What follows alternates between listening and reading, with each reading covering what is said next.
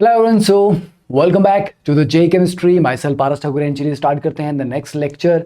और this is the inorganic series. तो inorganic में we will starting with hydrogen. तो और हम एनसीईआरटी बिल्कुल लाइन बाय लाइन कवर करने वाले हैं, बिकॉज आपको पता है कि एनसीईआरटी से ही पूरा का पूरा पेपर आता है आपका इनऑर्गेनिक का। चाहे आप जेई की बात करें, चाहे आप नीट की बात करें, चाहे इवन आप अपने सीबीएसई बोर्ड एग्जाम की बात करें, ठीक है, इट इज़ ऑल एनसीईआरटी जो हमें पढ़ना होता है इनऑर्गेनिक के लिए। ठीक है, तो स्टार्ट करते हैं विद दिस टॉपिक एंड चलिए तैयारी कर लेते हैं इसके लिए। एंड सेकेंडली, अगर आपको इस चैनल पे आने वाला कंटेंट अच्छा लग रहा है तो इसको शेयर करना है, स्प्रेड करना है अपने दोस्तों के साथ। And give me suggestion in the comment section के और किन टॉपिक्स के ऊपर यू वांट द कंटेंट। आपने कहा था कि इनऑर्गेनिक के ऊपर कंटेंट चाहिए, तो yes we will cover inorganic line by line, all NCERT. ठीक है, इसके पैरेलल एनसीईआरटी का एक्सरसाइज का भी सॉल्यूशन आना स्टार्ट हो जाएगा और एग्जाम्पलर का भी सॉल्यूशन आना स्टार्ट हो जाएगा। तो do share it with and use the code PT live to unlock the all the like benefits of Unacademy learning app. ठीक है, चलिए तो स्टार्ट करते हैं। हाइड्रोजन पार्ट 1 है, अभी हम प्रेपरेशन और इसके रिएक्शन, केमिकल रिएक्शन के बारे में बात करेंगे। And secondly, it is very very important कि बच्चों जब आप अनअकैडमी लर्निंग ऐप इंस्टॉल कर लें, उसके बाद जो जो स्टूडेंट जेई 2022 की प्रिपरेशन करने के लिए इंटरेस्टेड हैं and they want a scholarship for that, तो there is a special exam और उसके लिए जल्दी से जल्दी रजिस्टर कर लीजिए। लिमिटेड सीट्स यहाँ पर हैं and you have to use the code PT live to register for that. अब इसके बेनिफिट आपको क्या होगा, आपको एक तो 100% स्कॉलरशिप मिल सकता है, जो फर्स्ट 1000 रैंकर्स हैं उनको मिलेगा। देन आपको अपना पता लगेगा टेस्ट देने के बाद कि आप कहाँ कहाँ पर लैग कर रहे हो, कहाँ कहाँ आप वीक हो, कहाँ आपको इंप्रूव करने की जरूरत है। और एक स्ट्रक्चर्ड एकेडमिक प्लान आपको इसमें मिलने वाला है। तो 90 क्वेश्चन का टेस्ट रहेगा, जेईई मेन पैटर्न के ऊपर 3 घंटे का टेस्ट होगा और 1.6 करोड़ के इसमें स्कॉलरशिप्स रहेंगे। तो डेफिनेटली लिमिटेड रजिस्ट्रेशन है, तो जल्दी से जल्दी इसमें एनरोल कर लिए with the code PT live. Fine. And हर हफ्ते एवरी संडे सुबह 11 बजे अनअकैडमी कॉम्बैट भी होता है, इसमें भी आपको पार्टिसिपेट करना है ताकि आप अपनी परफॉर्मेंस को, अपना जो भी आपका प्रेपरेशन चल रहा है बाकी बच्चों के कंपैरिजन में कितना सही कर रहे हो नहीं कर रहे हो, हर हफ्ते देते रहो। सो दैट आपको एक रैंकिंग मिलती रहेगी, आपका प्रैक्टिस होता रहेगा, एक आदत पड़ जाती है ऑनलाइन टेस्ट देने की। चलिए स्टार्टिंग विद द हाइड्रोजन। ठीक है, the line by line series. अब टोटल फोकस यहाँ पे देखिए, एक एक लाइन से हम कवर करने वाले हैं। तो hydrogen has the simplest atomic structure among all the elements around us in nature. In atomic form it consist of only 1 proton and 1 electron. Yes, इतनी फॉर्म हमें पता ही है कि हाइड्रोजन जब एटम की बात करते हैं तो उसके पास एक प्रोटॉन है, एक इलेक्ट्रॉन है, न्यूट्रॉन इसके पास कोई नहीं होता। इसका जो दूसरा आइसोटोप है ड्यूटेरियम, उसके पास एक न्यूट्रॉन होता है और ट्रिटियम के पास 2 न्यूट्रॉन्स होते हैं। राइट। और अगर एलिमेंटल फॉर्म में अगर ये नेचर में एग्जिस्ट करता है तो H की फॉर्म में नहीं एग्जिस्ट करता, ये H2 की फॉर्म में एग्जिस्ट करता है, वो भी गैसेस स्टेट में, रूम टेम्परेचर पे गैसेस स्टेट में एग्जिस्ट करता है। ठीक है, तो this is called dihydrogen. It forms more compound than any other element, क्योंकि हाइड्रोजन ऑलमोस्ट सबके साथ कंबाइन करता है। आप अगर देखें, organic chemistry is all about carbon and hydrogen mainly. ठीक है, तो just imagine the number of compound, millions of compound है जहां पर हाइड्रोजन है। देन इनऑर्गेनिक केमिस्ट्री में it combines with all non metals, सभी के साथ कंबाइन कर रहा है, मेटल्स के साथ कंबाइन कर रहा है, तो it forms more compound than any other element. It is very very important statement, right. And एक बड़ा इंपॉर्टेंट पार्ट यहां पे लिखा गया, देखिए, do you know that the global concern related to energy can be overcome to great extent by the use of hydrogen as a source of energy. क्योंकि hydrogen एक light weight है। ठीक है, अगर आप इसकी कैलोरीफिक वैल्यू देखेंगे तो a few grams of hydrogen will give you lot more heat. तो थोड़ा सा भी हाइड्रोजन जलाने पे आपको काफी सारा हीट एनर्जी देता है, तो उसकी कैलोरीफिक वैल्यू बहुत अच्छी है। दैट इज, ये एज अ फ्यूल बहुत अच्छा है और इसके जब बर्न करता है तो कोई फालतू की गैसेस, कोई पोल्यूशन नहीं मिलने वाला आपको, बिकॉज H2 को जब आप बर्न करेंगे तो ये क्या बनाता है, H2O, that is clean, clean combustion है इसका। आपको उल्टा जो बाई प्रोडक्ट मिल रहा है that is water that can be used, पानी को आप आगे इस्तेमाल कर सकते हैं ड्रिंकिंग पर्पस के लिए। यही होता है जब हम स्पेस शटल में जो हमारे फ्यूल सेल होते हैं वहां पर हाइड्रोजन और ऑक्सीजन दोनों को क्या करते हैं, कंबस्ट कराते हैं एंड वाटर बनाते हैं, तो एनर्जी भी मिल रही है और आपको ड्रिंकिंग वाटर भी वहां पे मिल रहा है। तो that is one good benefit of this. ठीक है, इसको बोलते हैं हाइड्रोजन इकोनॉमी। ठीक है, वेयर वी टॉक अबाउट कि कैसे हम हाइड्रोजन को as a fuel source use करके अपनी एनर्जी की डिमांड्स, नीड्स पूरी कर सकते हैं। ठीक है, अब position of hydrogen in the periodic table. देखिए, जब आप पीरियोडिक टेबल में हाइड्रोजन की बात करते हैं, क्योंकि इसके पास एक ही इलेक्ट्रॉन है, वैलेंसी 1 है, तो ये आपका अल्कली मेटल से भी आप इसको रिलेट कर पाओगे कि हाँ सर, अल्कली मेटल में भी आपकी कन्फिग्रेशन S1 आती है ना, NS1। और ठीक है, तो समवेयर इट इज मतलब मैच कर रहा है अल्कली मेटल के साथ भी। दूसरा, एक इलेक्ट्रॉन इसको चाहिए होता है ताकि इसका डुप्लेट कंप्लीट हो जाए। इसमें ऑक्टेट नहीं होता, इसमें 2 इलेक्ट्रॉन कंप्लीट हो जाएंगे, हीलियम जो नियरेस्ट नोबल गैस कन्फिग्रेशन है उसके ऊपर ये पहुंच जाएगा। तो एक इलेक्ट्रॉन की जरूरत है इसको अपना डुप्लेट कंप्लीट करने के लिए, stable noble gas configuration achieve करने के लिए। इन दैट केस ये हेलोजन के साथ मैच कर रहा है, क्योंकि हेलोजन को भी एक इलेक्ट्रॉन और चाहिए होता है अपने नोबल गैस कन्फिग्रेशन को अचीव करने के लिए। ठीक है, तो it is the first element in the periodic table, पर इसकी प्लेसमेंट जो वो अभी भी it's a subject of discussion. कोई क्लैरिटी अभी तक नहीं आई है कि इसको अल्कली में कंसीडर किया जाए, हेलोजन में कंसीडर किया जाए। इसलिए हम हाइड्रोजन को बिल्कुल अलग ही ट्रीट करके चलते हैं, क्योंकि कुछ सिमिलैरिटीज ये अल्कली के साथ शो करता है, कुछ सिमिलैरिटीज ये हेलोजन के साथ शो करता है। राइट, देखिए नाउ, तो hydrogen has electronic configuration 1s1 single electron. On one hand, its electronic configuration is similar to that of the alkali metals, which belong to the first group. On the other hand, it is also matching with the halogen, जो आपको मैंने अभी explain किया। ठीक है, तो इसलिए इसकी पोजीशन काफ़ी ज़्यादा कंफ्यूजिंग है, तो इसलिए काम करते हैं इसको हम अलग ही रहने देते हैं, ना अल्कली के पास रखते हैं ना हेलोजन के पास रखते हैं, बीच में अलग से इसकी पोजीशन हम मान के चलते हैं। नाउ देखिए, अब इसकी अगर हम बात करें कौन सी प्रॉपर्टीज, देखो, तो hydrogen has resemblance to alkali metal, कैसे? Which lose 1 electron to form unipositive ions. तो जैसे अल्कली मेटल्स हैं, सोडियम है, सोडियम एक इलेक्ट्रॉन लूज करके Na पॉजिटिव बना रहा है। सिमिलरली हाइड्रोजन हमारे पास है, ये भी एक इलेक्ट्रॉन लूज करके H पॉजिटिव बनाता है। तो yes, H positive ions do exist, तो अल्कली के साथ रिजेंबलेंस भी है इसका। सेकेंड, अगर आप हेलोजन की बात करें, जैसे Cl है, वो एक इलेक्ट्रॉन गेन करके Cl नेगेटिव बनाएगा, तो वैसे हाइड्रोजन भी एक इलेक्ट्रॉन गेन करके H नेगेटिव हाइड्राइड आयन बनाता है। ये भी पॉसिबिलिटी, क्योंकि स्टेबल कन्फिग्रेशन में आ जाता है ये उसके बाद। Fine, then like alkali metals hydrogen forms oxides, halides, sulphides. जैसे अल्कली मेटल में आपके Na2O ऑक्साइड है, तो Na की जगह H लगा लो तो H2O।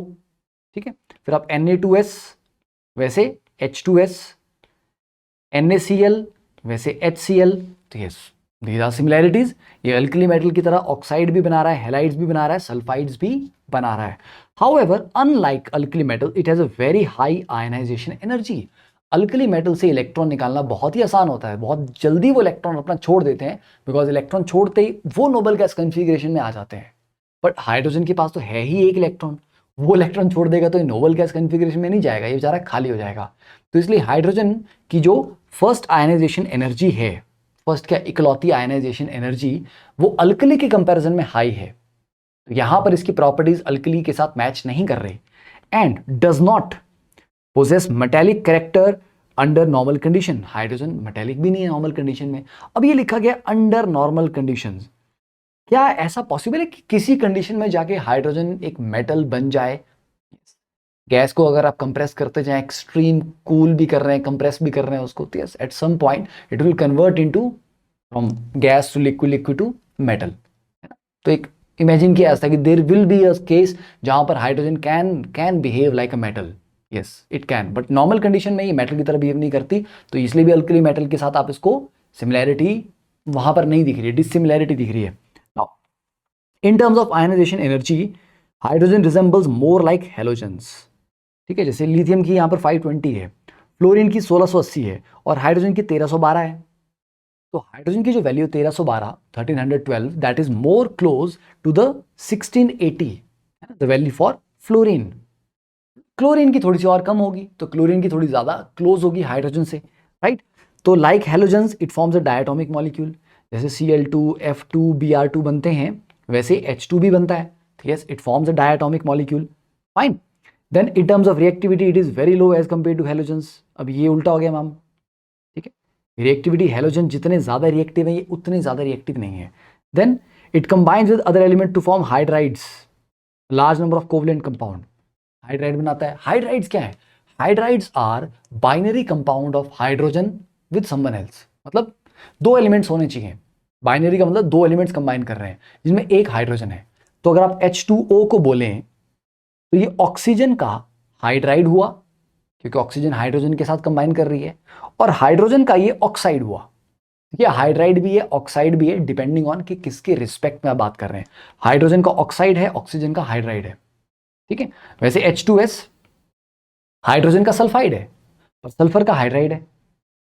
HCl हाइड्रोजन का क्लोराइड है, क्लोरीन का हाइड्राइड है। ठीक है। NH3 नाइट्रोजन का हाइड्राइड है, हाइड्रोजन का नाइट्राइड है। ठीक है। तो इस तरह से मतलब बाइनरी कंपाउंड जो दो एलिमेंट के मिलने से बनता है। नाउ तो in spite of the fact that hydrogen to a certain extent resembles both with alkali metals and halogen, it differs from them as well. तो वही आपको मैंने कहा कि दोनों के साथ थोड़ी थोड़ी सिमिलैरिटीज भी हैं और काफी डिसिमिलैरिटीज भी हैं, इसीलिए हाइड्रोजन को एक अलग ही हम ट्रीट करते हैं। इसको अल्कली के साथ नहीं पढ़ रहे हम और इसको पी ब्लॉक के साथ नहीं पढ़ रहे हम एक अलग चैप्टर हाइड्रोजन अलग से पढ़ते हैं, राइट। इसीलिए इसकी प्लेसमेंट थोड़ी सी अभी भी डिबेटेबल है। So this is extremely small as compared to normal atomic and ionic sizes of 50 to 200 picometer. As a consequence, H positive does not exist freely and is always associated with other atoms or molecules. Thus, it is unique in behavior and is therefore best placed separately in periodic table. जैसे आप बात करते हैं H positive ion की, H positive ion बहुत commonly हम इसकी discussion करते हैं एसिड्स को। जब हम बोलते हैं एसिड क्या करता है, पानी में H पॉजिटिव आयन रिलीज करता है, यस, है ना। बट ये आपको पता है H पॉजिटिव आयन रियलिटी में एग्जिस्ट नहीं करता। जैसे ये पानी में जाएगा तो ये H पॉजिटिव आयन H2O से कंबाइन कर जाएगा। ठीक है, ये इतना रिएक्टिव है, it will immediately combine with H2O और ये बना जाएगा H3O पॉजिटिव हाइड्रोनियम आयन। तो रियलिटी में जिसको आप H पॉजिटिव बोलते हो वो H पॉजिटिव नहीं है, वो H3O पॉजिटिव है। वाटर में जो एग्जिस्ट करेगा ये इमीडिएटली कंबाइन कर जाएगा किसी और के साथ। ठीक है। और कहीं अमोनिया के सॉल्यूशन में अगर आप इसको डालोगे तो H पॉजिटिव इतना रिएक्टिव है, अमोनिया से रिएक्ट करके NH4 पॉजिटिव अमोनियम आयन बना देगा। कहीं और डालोगे मतलब it is so very reactive कि it will be always associated with other atoms और मॉलिक्यूल्स। इसलिए अकेला H पॉजिटिव आयन मिलना बहुत रेयर होता है, बहुत ही ज़्यादा डाइल्यूट सॉल्यूशन में ये मिल सकता है, ठीक है, अदरवाइज नहीं। नाउ तो अब बात करते हैं di hydrogen. It's the most abundant element in the universe. आपको पता है बिग बैंग थ्योरी के बाद जो एलिमेंट थे यूनिवर्स में प्रेजेंट, हाइड्रोजन, फिर हीलियम, हीलियम के बाद धीरे धीरे उनके फ्यूजन से बाकी हैवी एलिमेंट्स बनते चले गए। तो यस, पूरे यूनिवर्स की अगर हम बात करें, it is most abundant element.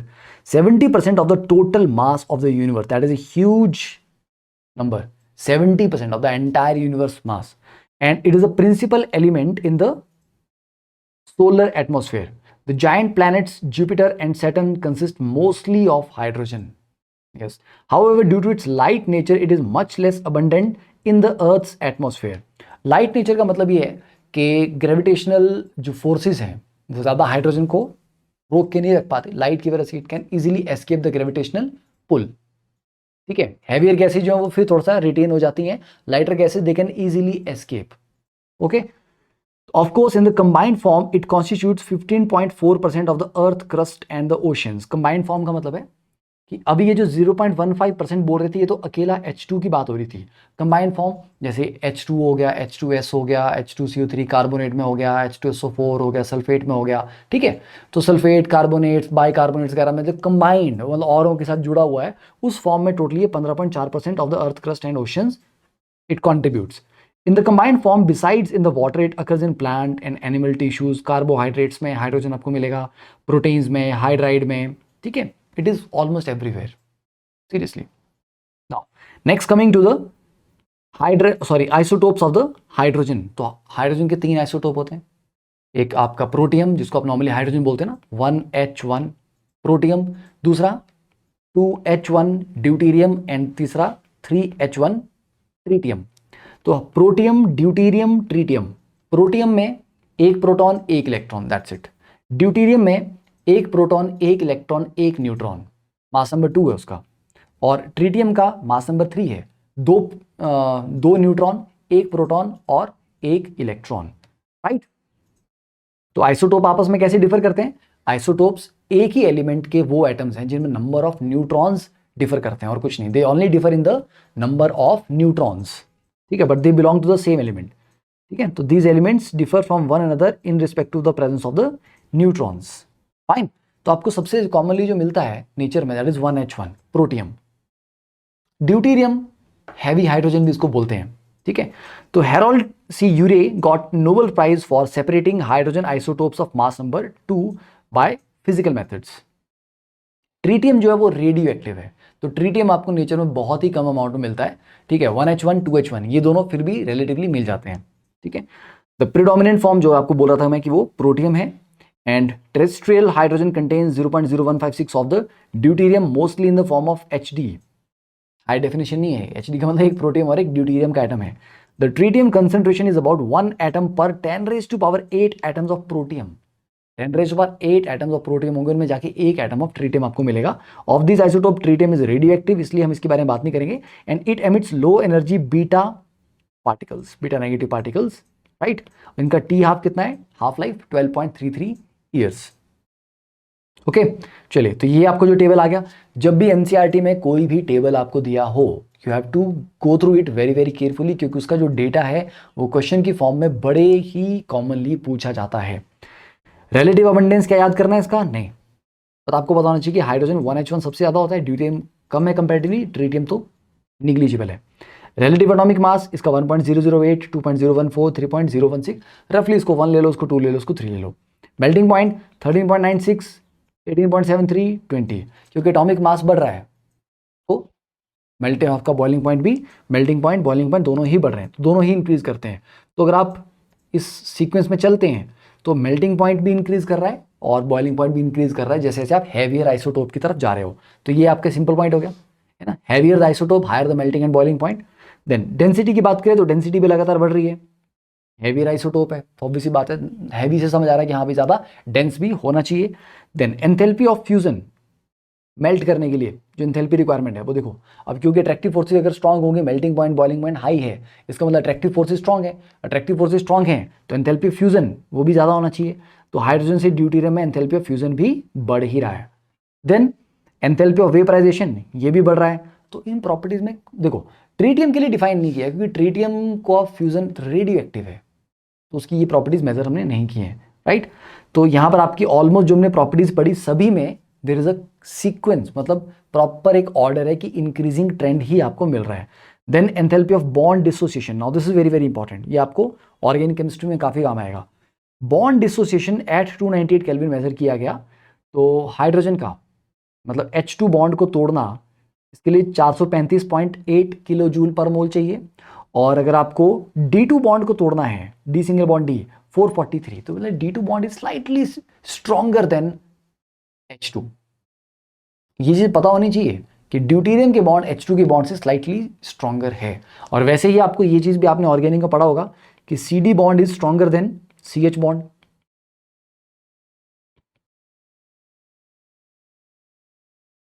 Right, इसका काफी फर्क पड़ता है इसका. जब ऑर्गेनिक में आप रिएक्शन देखते हैं, एक CH बॉन्ड था, एक CD बॉन्ड था, तो किसको तोड़ना आसान है, CH बॉन्ड को तोड़ना आसान है. तो रिएक्शन कहाँ होगा, कहाँ नहीं होगा, क्या प्रोडक्ट बनेगा, ये सारी चीजें उसमें चेंज हो जाती हैं. देन इंटरन्यूक्लियर डिस्टेंस ऑलमोस्ट बराबर है दोनों का, ठीक है, ये आपको याद करने वाला पार्ट है ये. देन आयनाइजेशन एंथैल्पी सिर्फ इसी का मेंशन किया है 1312, ड्यूटीरियम का नहीं मेंशन किया. इलेक्ट्रॉन गेन एंथैल्पी -73, मतलब इसके इलेक्ट्रॉन गेन करने की उतनी टेंडेंसी क्या है, अच्छी है. एंथैल्पी दिया हुआ है -73, तो अच्छी है, मतलब he wants to gain electron कि नहीं, यस. क्योंकि नेगेटिव एंथैल्पी का मतलब क्या है, ये 73 किलो जूल एनर्जी रिलीज कर रहा है पर मोल, मतलब it wants to gain electron, gain करते खुश हो जाता है और एनर्जी रिलीज कर देता है. तो नेगेटिव वैल्यू का मतलब कि यस इसकी टेंडेंसी है, तो ये इलेक्ट्रॉन गेन करके H+ इलेक्ट्रॉन बन करके H नेगेटिव बनाना चाहेगा. कोवलेंट रेडियस 37 है, आयनिक रेडियस 208 है. चलो ये वैल्यू याद करने की जरूरत हमें नहीं है, ठीक है, बहुत छोटा एटम है, इतना हमें पता ही है. Since the isotopes have the same electronic configuration, they have almost the same chemical properties. ये भी आपको बड़ी समझाने की बात नहीं है. Chemical properties valence electronic configuration के ऊपर डिपेंड करती हैं. जब इलेक्ट्रॉनिक कन्फिग्रेशन सेम है, हाइड्रोजन प्रोटियम ड्यूटीरियम ट्रीटियम तीनों की जब नंबर ऑफ इलेक्ट्रॉन सेम है तो उनकी केमिकल प्रॉपर्टीज भी काफ़ी बिल्कुल सिमिलर हैं. The only difference is in their rates of reaction. हाँ, मैंने ना बॉन्ड H2 थोड़ा सा वीक है, D2 थोड़ा सा स्ट्रॉन्ग है, वैसे CD थोड़ा स्ट्रॉन्ग है, CH थोड़ा सा वीक है. तो रेट ऑफ रिएक्शन, क्योंकि बॉन्ड थोड़ा स्ट्रॉन्ग होगा उसको तोड़ने में समय लगेगा, तो आपका रिएक्शन थोड़ा स्लो हो जाएगा. तो रेट ऑफ रिएक्शन थोड़े से डिफरेंट हैं, पर होंगे सिमिलर तरीके के रिएक्शन, बस किसी के थोड़े फास्ट होंगे, किसी के थोड़े स्लो होंगे, mainly due to the difference in the bond dissociation energies. ठीक है, ये चीज़ आपको मतलब कॉन्सेप्चुअल पार्ट है, समझ आ जाना चाहिए, कोई डिफरेंस नहीं इसमें. नाउ प्रेपरेशन ऑफ डाईहाइड्रोजन, अब ये वाले इंपॉर्टेंट रिएक्शन आ गए, क्योंकि प्रेपरेशन रिएक्शन आपको पूछा जाता है एग्जाम में. पहली बात लैब प्रेपरेशन, अब आप ये स्टार्ट कर दो, लिखना स्टार्ट कर दो. ठीक है, पहली बात। It is usually prepared by the reaction of granulated zinc with dilute HCl, ये आपने पढ़ा होगा रिएक्शन, आपने ये 10th क्लास में पढ़ा होगा। Zinc plus 2 HCl gives you ZnCl2 plus H2।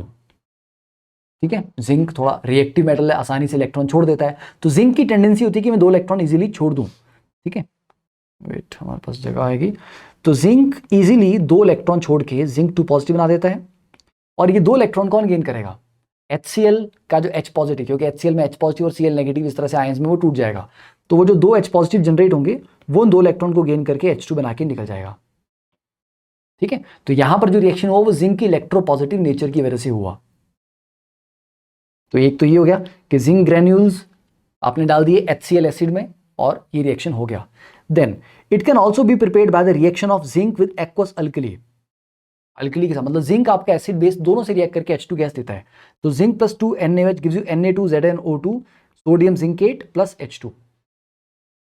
ठीक है, अगर आप एक्सेस में ले लोगे NaOH को तो और फर्दर रिएक्शन करके एक और कंपाउंड बना देगा, पर H2 वहां पर भी रिलीज होगी।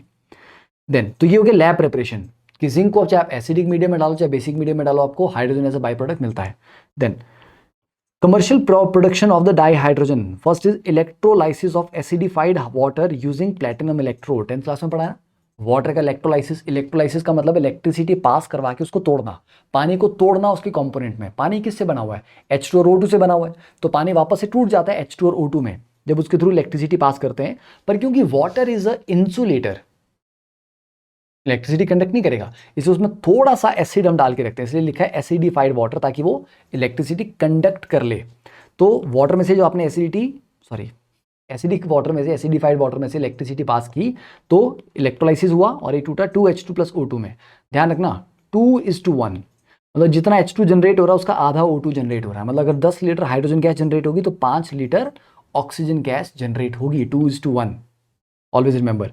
देन सेकेंड, हाई प्योरिटी की अगर हाइड्रोजन आपको चाहिए, high purity, then it is obtained by electrolysing warm aqueous barium hydroxide solution between nickel electrodes. अब ये क्वेश्चन एग्जैक्टली पूछा जा सकता है कि to prepare a high purity hydrogen gas, ठीक है, electrolysis of a option water is done, acidified water is done. Second, this aqueous barium hydroxide solution is done between nickel electrodes.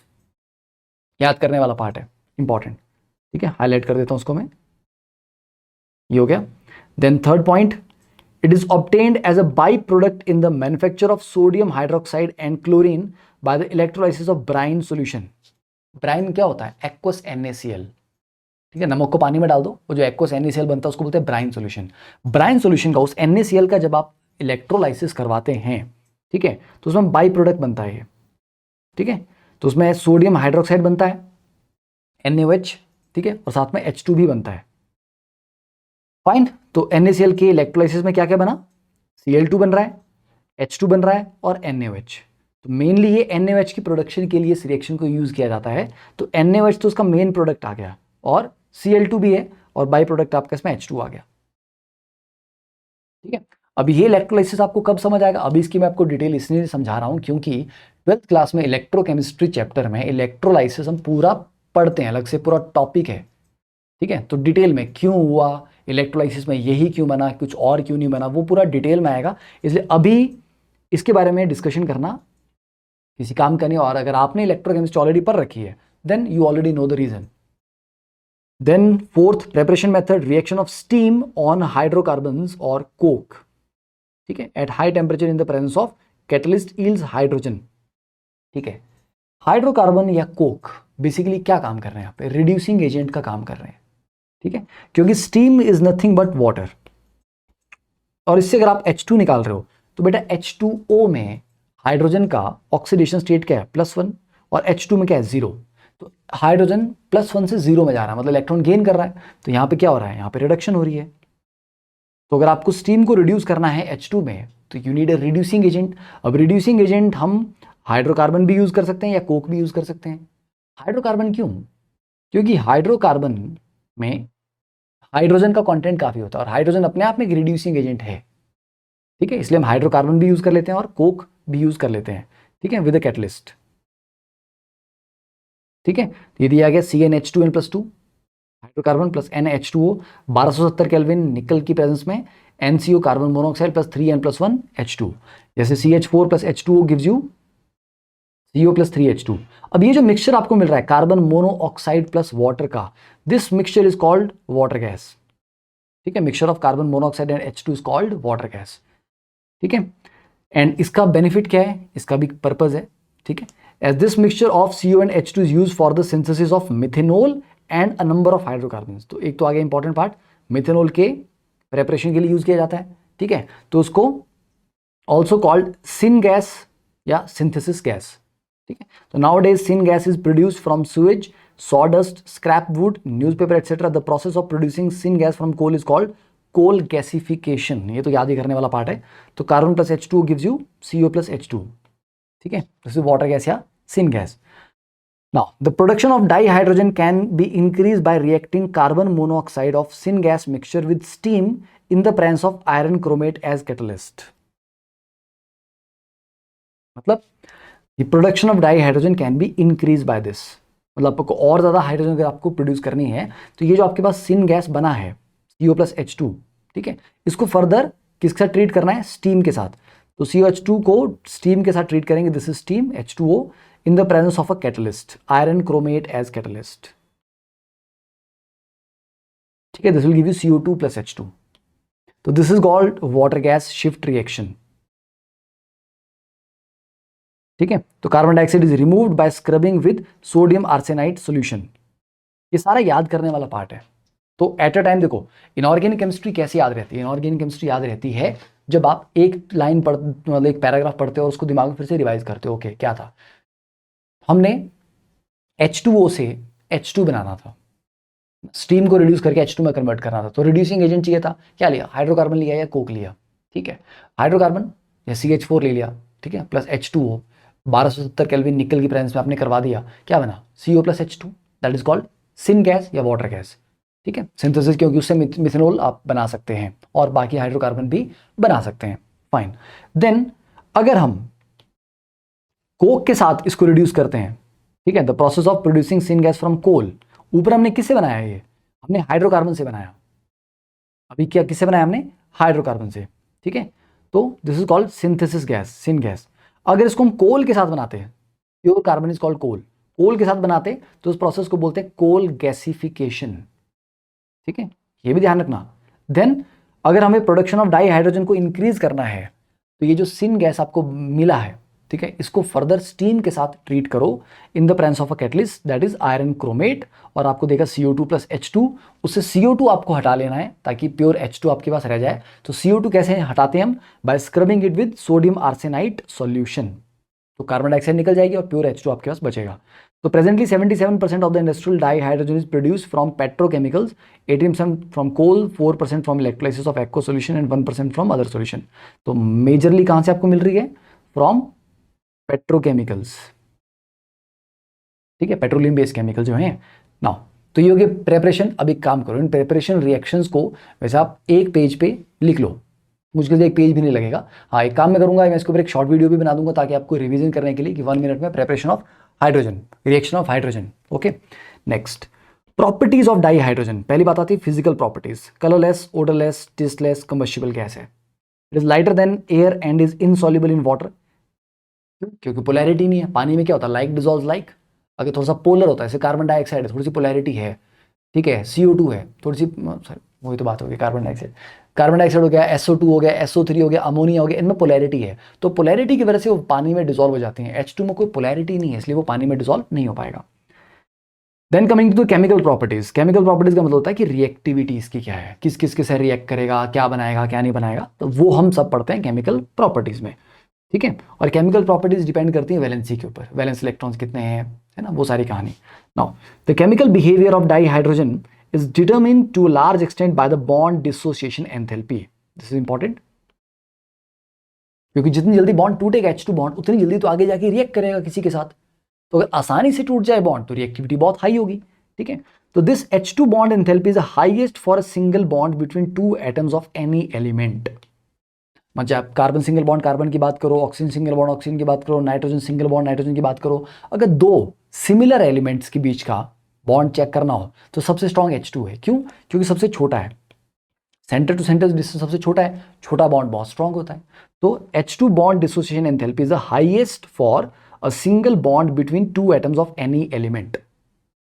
Any element, ये मत बोल देना sir दो अलग अलग elements के बीच का, हाँ वो इससे स्ट्रॉन्ग हो सकता है, होगा। कुछ बॉन्ड ऐसे हैं जो दो डिफरेंट एलिमेंट्स के बीच में बनते हैं और इससे ज़्यादा स्ट्रॉन्ग होंगे। सिलिकॉन और फ्लोरीन के बीच का बॉन्ड है, बहुत स्ट्रॉन्ग होगा, right. What inference would you draw from this fact? It is because of this factor that the dissociation of dihydrogen into atoms is only 0.081% around 2000 Kelvin। Inference यही है कि भैया H2 बॉन्ड तोड़ना बड़ा मुश्किल है क्योंकि छोटा बॉन्ड है, ठीक है, बॉन्ड लेंथ छोटी है, स्ट्रॉन्ग है, इसीलिए इवन 2000 केल्विन के टेम्परेचर पे भी सिर्फ कितना टूट रहा है बॉन्ड? 0.081% ही टूट रहे हैं। बहुत हाई टेम्परेचर चाहिए मतलब, या इलेक्ट्रिक स्पार्क चाहिए उसको, ठीक है, which increases to 95.5% at 5000 kelvin पे। तो 2000 केल्विन पे सिर्फ 0.081% ही टूटेगा, और मतलब उतनी सी ही हाइड्रोजन टूटेगी टोटल सैंपल में से, और 5000 केल्विन पे अगर आप इसको हीट करोगे तब जाके 95% हाइड्रोजन के बॉन्ड टूट चुके होंगे। It is relatively inert at room temperature due to the high H2 bond enthalpy. इसलिए हाइड्रोजन इतनी कंबस्टिबल गैस है, एटमॉस्फेयर में तो है, पर क्या ये इमीडिएटली रिएक्ट कर जाता है किसी के साथ? नहीं, क्योंकि इसको रिएक्ट करने के लिए H2 बॉन्ड का तोड़ना जरूरी है, and it is not easy. Room temperature पे उतनी एनर्जी इसको नहीं मिलती। Thus, the atomic hydrogen is produced at a high temperature in an electric arc or under ultraviolet radiation। Atomic hydrogen का मतलब है एटॉमिक फॉर्म में, क्योंकि H2 बॉन्ड जब टूटेगा तभी आपको दो हाइड्रोजन के एटम्स मिलेंगे, और ये काम करने के लिए बहुत हाई एनर्जी चाहिए। तो या तो आप बहुत हाई टेम्परेचर पे उसको तोड़ो, या इलेक्ट्रिक आर्क में करो उसको, या फिर अल्ट्रावायलेट लाइट के अंदर, ताकि हाई एनर्जी फोटॉन्स के ऊपर गिरेंगे, इसको ब्रेक करेंगे। Since it's orbital is incomplete with 1s1 it does combine with almost all the elements, क्योंकि इसको एक इलेक्ट्रॉन चाहिए अपना डुप्लेट कंप्लीट करने के लिए, तो ऑलमोस्ट ऑल एलिमेंट्स के साथ ही कंबाइन कर जाता है। इट अकम्प्लिशेज रिएक्शंस, कैसे कैसे करता है? एक तो हाइड्रोजन एक इलेक्ट्रॉन छोड़ के H पॉजिटिव बनाए, loss of electron to form H positive, या एक इलेक्ट्रॉन गेन करके H नेगेटिव बनाए, gain of electron to form H negative, या शेयरिंग कर ले। तो लॉस गेन भी कर सकता है आयनिक बॉन्ड बनाने के लिए, और शेयरिंग भी कर सकता है कोवलेंट बॉन्ड बनाने के लिए। तो तीन तरीके से करेगा, एक इलेक्ट्रॉन छोड़ के H पॉजिटिव बनाएगा, दूसरा इलेक्ट्रॉन गेन करके H नेगेटिव बनाएगा, तीसरा शेयरिंग ऑफ इलेक्ट्रॉन, ठीक है, करेगा और कोवलेंट बॉन्ड बनाएगा। नाउ तो reaction with halogens, H2 plus Cl2 gives you HCl, H2 plus F2 gives you HF, H2 plus Br2 gives you HBr, simple, okay.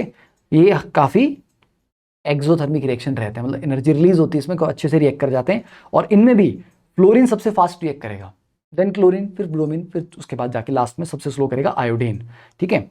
तो while the reaction with fluorine occurs even in dark, मतलब fluorine के साथ reaction इतना strong है कि अंधेरे में भी हो जाएगा, मतलब उसको सनलाइट भी नहीं चाहिए। क्लोरीन के साथ थोड़ा बहुत लाइट चाहिए एज ए इनिशिएटर, आयोडीन के साथ उसको कैटलिस्ट चाहिए होता है, क्योंकि आयोडीन के साथ रिएक्शन बहुत स्लो होता है इसका, तो रिएक्टिविटी फ्लोरीन से आयोडीन की तरफ डिक्रीज करती जाती है। Then reaction with dioxygen, H2 plus O2 gives you water, और कैसे होगा? ऐसे रिएक्ट कर जाएगा? नहीं, थोड़ा सा इसको इनिशिएट करना पड़ेगा, क्योंकि H2 का बॉन्ड तोड़ना है, O2 का बॉन्ड तोड़ना है, तो कुछ एनर्जी देनी पड़ेगी, तो कैटलिस्ट या हीट की प्रेजेंस में, ठीक है। इसलिए हमें हमारे इस कमरे में थोड़ी सी हाइड्रोजन गैस भी होगी, ऑक्सीजन गैस भी होगी, पर क्या वो कंबाइन करके वाटर बना रहे हैं? नहीं, क्योंकि रूम टेम्परेचर पे सफिशिएंट एनर्जी नहीं मिल रही, तो you need some electric arc या कैटलिस्ट या हीटिंग, सो ताकि इनके बीच में रिएक्शन हो, और ये ओवरऑल एक एक्सोथर्मिक रिएक्शन है।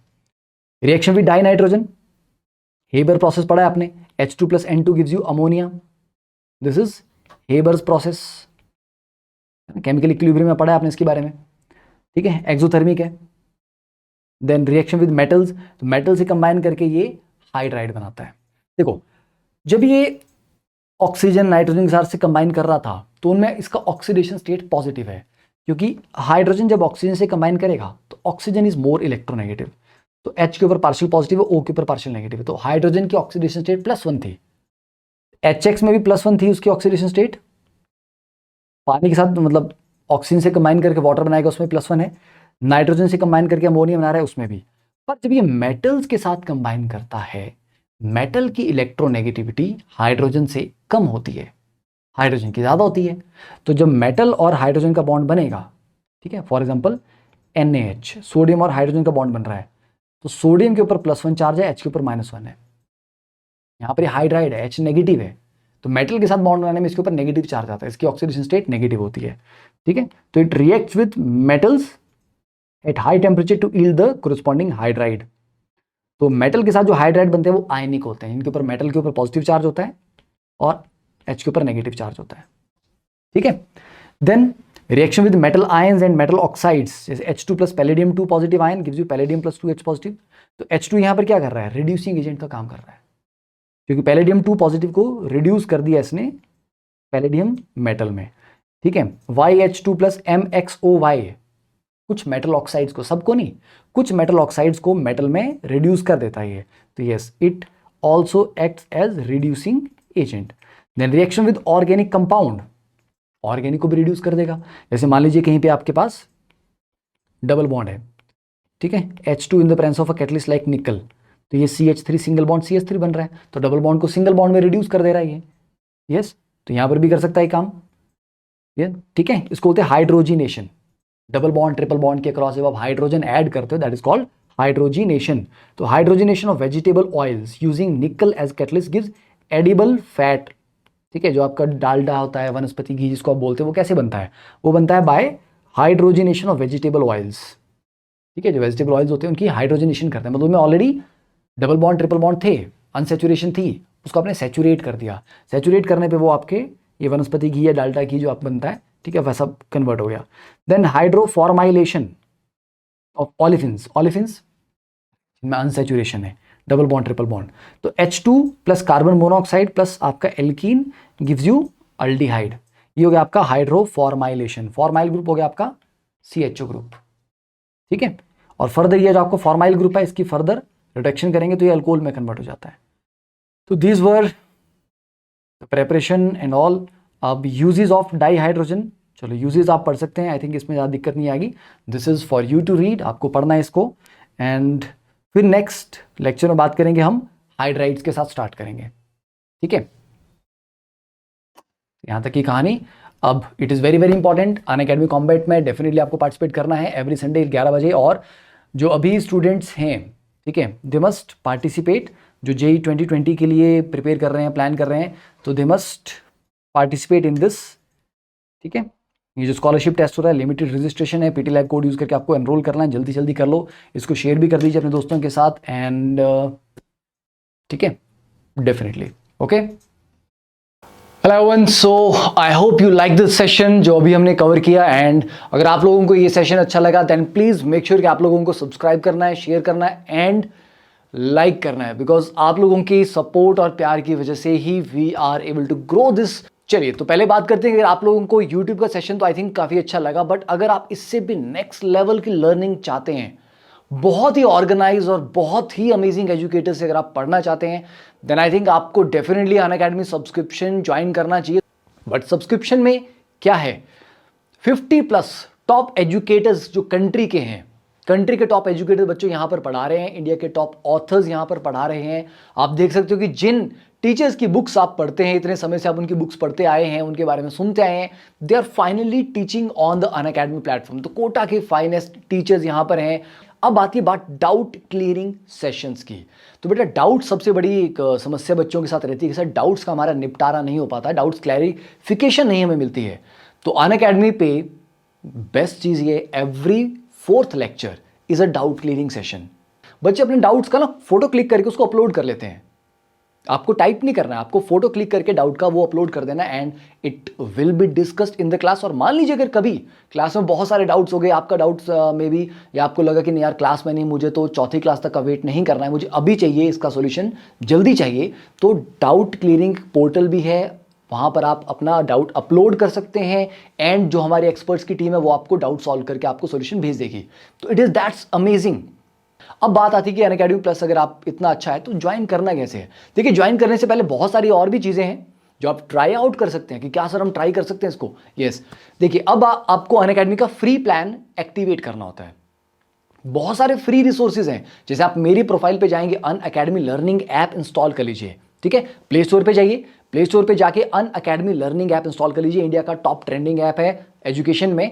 और इंस्टॉल करने के बाद उसमें बहुत सारे फ्री रिसोर्सेज भी होंगे, मतलब स्पेशल क्लासेस वो फ्री क्लासेस हैं जो अनअकैडमी के प्लेटफॉर्म पे चलती हैं और आप उनको फ्री में अटेंड कर सकते हो और उससे आपको एक फील आता है, एक एक्सपीरियंस होता है कि इस तरह से हमारी क्लासेस लगेंगी अगर हम सब्सक्रिप्शन ज्वाइन करते हैं।